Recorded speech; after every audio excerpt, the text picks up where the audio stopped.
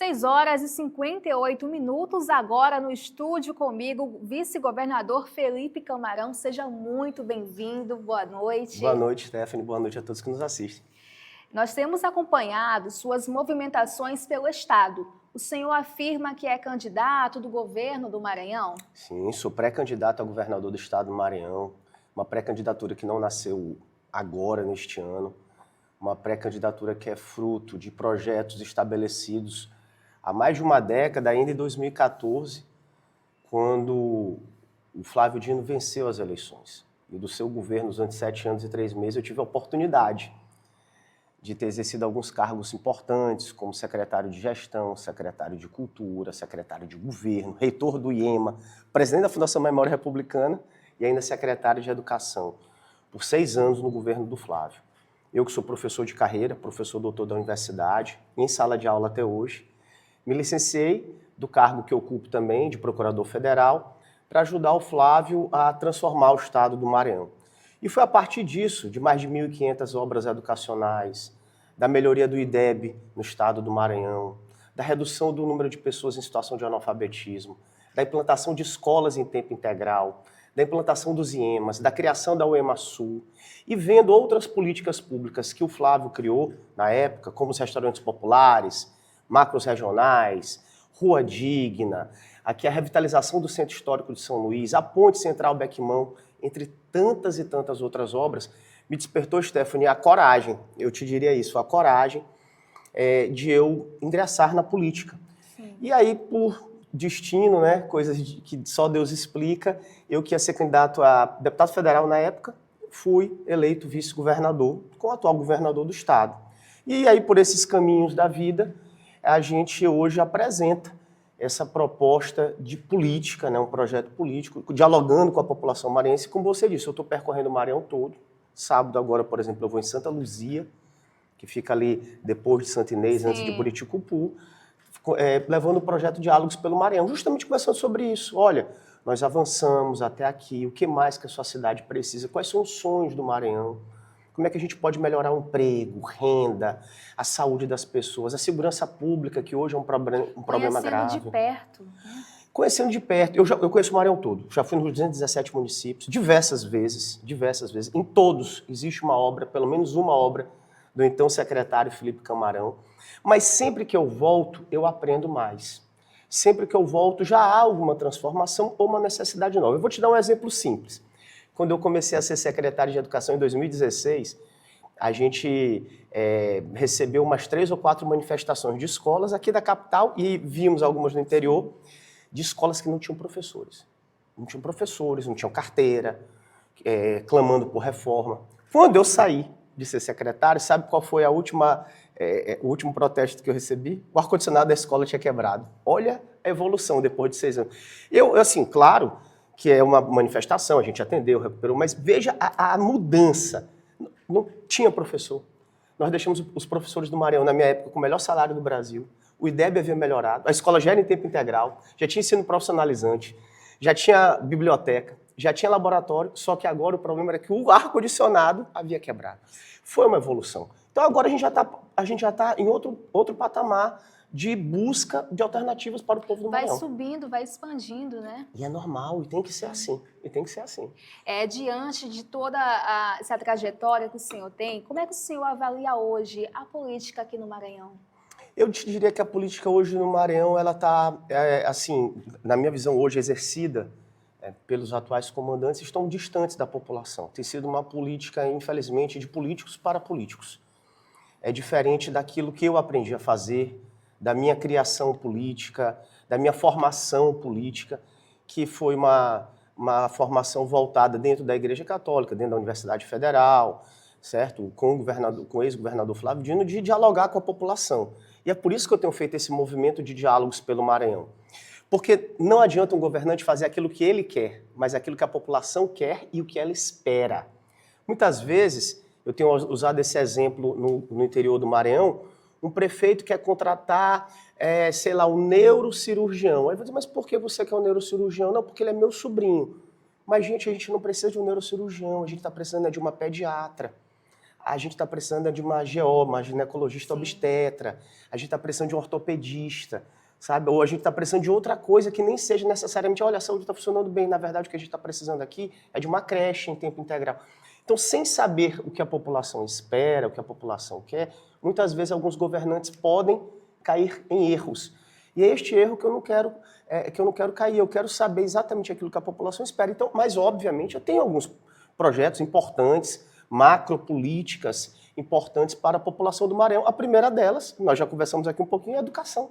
Porque eu creio, e cientificamente está comprovado, que é o vetor de desenvolvimento e de emancipação da nossa sociedade. O senhor esteve recentemente sentado à mesa com o governador Carlos Brandão e foi muito divulgado o tema da conversa. O senhor pode contar aqui, realmente o Brandão pediu mesmo para o senhor renunciar? Foi uma conversa que eu nem esperava que fosse publicizada, mas foi publicizada por um veículo de comunicação ligado ao Palácio. A conversa existiu, certo? Não da forma como foi divulgada, mas um dos temas apresentados foi a possibilidade da minha renúncia para ser eventualmente candidato a deputado federal. E eu, com muito respeito que eu tenho por qualquer pessoa, mas principalmente pelo governador do estado, disse que renunciar não está nos meus planos, Stephanie. Eu não irei renunciar ao meu mandato de vice-governador e eu continuo pré-candidato ao governo do estado. E por uma simples razão, porque não há como a gente ter um projeto político se eu renuncio, o atual governador vira nosso candidato, se elege senador, aí o sobrinho dele é governador, o outro sobrinho dele é presidente do Tribunal de Contas, o outro sobrinho é candidato a federal, o irmão dele é candidato a estadual, a cunhada é candidata a estadual. Então não dá para o Maranhão ser de uma família só, e eu falo isso de forma muito carinhosa e respeitosa. Não tem, o Maranhão de todas as famílias, o Maranhão de todos nós. Então, ter esse tipo de comportamento não é condizente com a minha formação, eu repito. Mas, sobretudo, a minha não renúncia advém de um projeto político, um projeto de desenvolvimento que durante o percurso do mandato houve um distanciamento. Por quê? Porque este time que elegeu o atual governador, do qual eu faço parte, do time que o elegeu, foi todo escanteado, não por cargos, não por acordos, mas por projetos políticos. Porque a partir do momento em que aqueles que nós derrotamos em 2022, que se fosse por eles nós não estaríamos no nosso nos nossos cargos, aqueles que são bolsonaristas, da extrema-direita, hoje são os principais aliados do atual governador. A partir do momento que essas pessoas ocupam cargos e secretarias e tomam conta do governo, a partir do momento em que o irmão do governador comanda o governo do estado e não ele próprio, isso nos afasta do ponto de vista programático de política pública para a população. Porque o que nós queremos é que a população tenha possibilidade, tenha alternativa, tenha oportunidade. Então, Stephanie, o que a gente quer apresentar é um Maranhão que tem um desenvolvimento dentro da agricultura familiar, que a gente possa recuperar o sistema de saúde que está colapsado nesse estado, que, por exemplo, na área da segurança pública, enquanto o Flávio Dino era governador, nós tiramos a capital das 50 cidades mais perigosas do país. Flávio, quando assumiu este governo, todo mundo lembra disso, tinham cabeças decapitadas. Todo dia era uma manifestação em Pedrinhas, facções se matando. E o Flávio resolveu esse problema definitivamente. Só que agora o Maranhão volta a figurar entre os estados mais perigosos do país. Aumentou o número de homicídios aqui, as facções estão tomando as cidades, tráfico de entorpecentes. Então, eu vejo com muita preocupação, eu vi agora nas redes sociais esses dias, a ADEPOL, que é a Associação dos Delegados de Polícia, falando sobre o colapso na inteligência da Polícia Civil. Isso me preocupa, porque eu já fui escrivão de Polícia Civil, concursado. Então, essas situações que, como cidadão, me preocupam, é que eu quero resolver como governador do estado. Inclusive, abrimos o nosso jornal falando muito sobre isso, sobre a questão da segurança pública, né, como o povo se sente hoje. E nessa gestão de hoje com o prefeito Eduardo Braide, como é que o senhor avalia ele? E também é uma possível fazer uma união com o prefeito da capital nesse momento? O prefeito da capital, nós temos algumas identidades, nós somos da mesma geração, né? Eu tenho 44, salvo engano, o prefeito Eduardo tem 48 anos, nós somos mais ou menos da mesma geração. Nós chegamos a ser contemporâneos da Universidade Federal, ele saindo e eu chegando no curso de Direito da UFMA. No começo do governo Flávio Dino, ele foi líder do bloco de governo, eu era secretário de Cultura na época.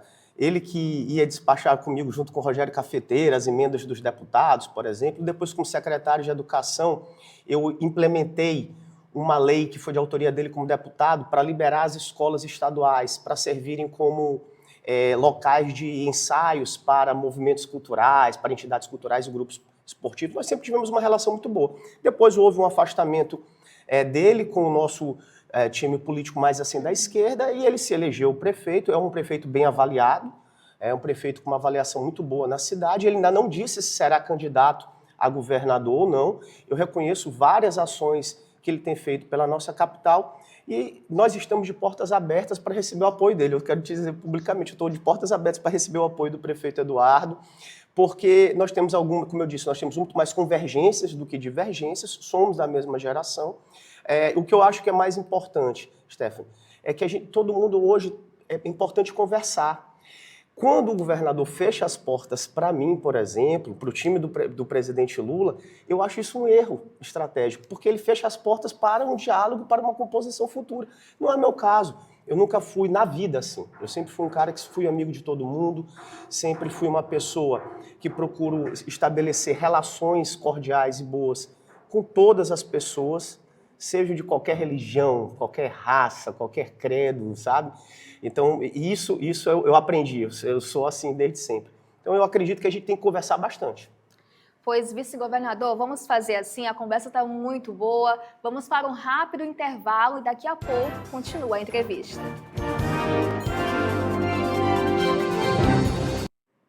7h15, voltamos a apresentar o Band Cidade. Ao meu lado, o vice-governador Felipe Camarão. Estávamos falando da questão da segurança aqui na capital. Como é que o senhor continua avaliando? Stephanie, essa questão da segurança está tão séria que se expandiu, não está mais só na capital. Olha, há uma pesquisa que foi divulgada recentemente nesses portais nacionais de que hoje a segurança pública é o principal problema do brasileiro e da brasileira. Ok, é verdade. Mas no Maranhão, esse problema já chegou lá no interior, lá na vida de Dona Maria, de Seu João, que fica lá em Matinho, em Sambaíba, no Itinga, sabe? Que fica em Tutóia, não importa a cidade que eu vá, as pessoas sempre me falam, Felipe, tu tem que resolver o problema da segurança. Felipe, tem que resolver o problema da segurança. É geral. É geral. E aí nessas cidades que a gente achava assim, não, mas uma cidade do interior tão pacata, já tem facção, já tem problema de droga, já tem tráfico, sabe? E com isso, nós temos uma outra série de crimes que são cometidos. Por exemplo, crimes contra o patrimônio, porque o usuário ele vai furtar para poder trocar pela droga. Veja como é que a questão é complexa. Nós temos que fazer algumas coisas e a Associação dos Delegados de Polícia Civil do Estado do Maranhão já deu todas as pistas para isso. Primeiro, temos que reforçar a tropa. Esse concurso que já foi prometido foi anunciado há 3, 4 anos. Agora vai ser feito, provavelmente, se é que vai ser feito mesmo, por questão eleitoral, porque é ano eleitoral. Segundo, nós temos que reforçar os equipamentos e a inteligência da polícia. Isso os delegados falam. Tem que haver uma inteligência integrada. E mais, tem que ser uma polícia presente, uma polícia que dê resposta para a população. Tá? Óbvio que eu estou longe daquela máxima de que bandido bom é bandido morto. Bandido bom é bandido preso. E tem que ser processado, julgado e condenado conforme os ditames da lei. Isso é que é importante. E a lei tem que valer para todos. Não pode valer só para uns e para outros, não. E o problema da segurança, Stephanie, vai se resolver mesmo a médio e longo prazo, também como a gente estava falando aqui, com a educação.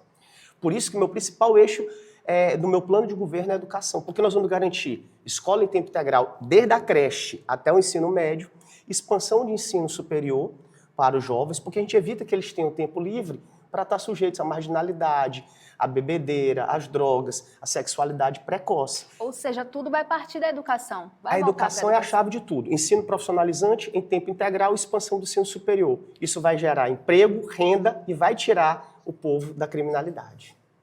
E que mensagem o senhor queria deixar a esse povo que está nos acompanhando? Quais são as considerações finais? Olha, eu quero agradecer muito a oportunidade que vocês me deram aqui da gente conversar um pouquinho sobre o Maranhão. Eu já informo que vou continuar rodando todo o nosso estado, nas suas várias regiões. Às vezes a galera fica me cobrando nas redes sociais, Felipe, que dia tu vem pra cá? Felipe? Eu vou em todos os lugares. Eu já rodei o Maranhão todo, Stephanie, diversas vezes. E voltarei sempre. É uma coisa que eu adoro fazer. é visitar o nosso estado por terra, certo? Falando com as pessoas, olhando nos olhos. E quero deixar a mensagem de que vocês poderão contar comigo, independente de qualquer coisa. Com o Felipe, que é vice-governador, mas também com o Felipe, que é professor da universidade, que é procurador federal, que é um cidadão que conhece esse Maranhão palmo a palmo e que quer melhorar a vida da sua população. Muito obrigado. Com certeza, a gente que agradece. As portas da Band estão sempre abertas. Muito obrigado. Até a próxima.